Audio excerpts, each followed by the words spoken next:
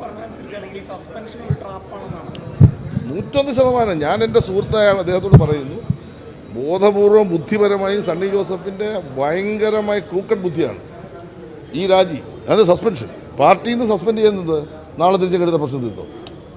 ഇത് ധാർമ്മികമായ പ്രശ്നമായതുകൊണ്ട് അയാളുടെ നിരപരാധിത്വം തെളിയിക്കാനുള്ള അവസരം നഷ്ടപ്പെട്ടു.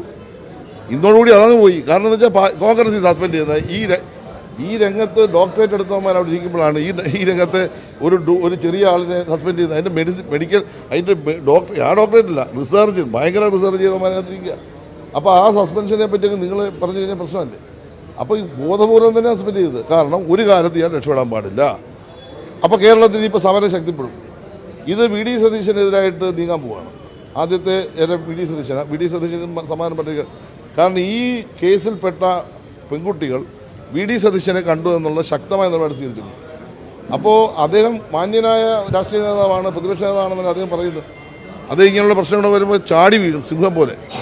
എന്തുകൊണ്ടാണ് നിയമത്തിൻ്റെ മുമ്പിലേക്ക് അദ്ദേഹം ഇത് പറഞ്ഞു വിടാഞ്ഞത്? അത് പറഞ്ഞു വിട്ടില്ലല്ലോ. അപ്പോൾ സ്വാഭാവികമായിട്ടും സതീശനെ തിരിയും, അത് മറ്റു പലരിലേക്കും തിരിയും.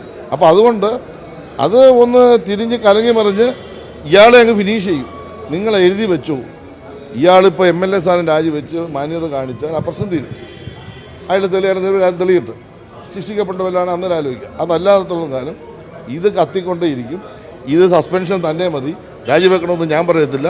ഇത് കത്തി കയറി നമുക്ക് അടുത്ത തെരഞ്ഞെടുപ്പ് കൂടെ കഴിഞ്ഞിട്ട് എന്താണെന്ന് വെച്ചാൽ തീരുമാനിക്കുന്നതായിരിക്കും ഉചിതമായിട്ടുള്ളത്.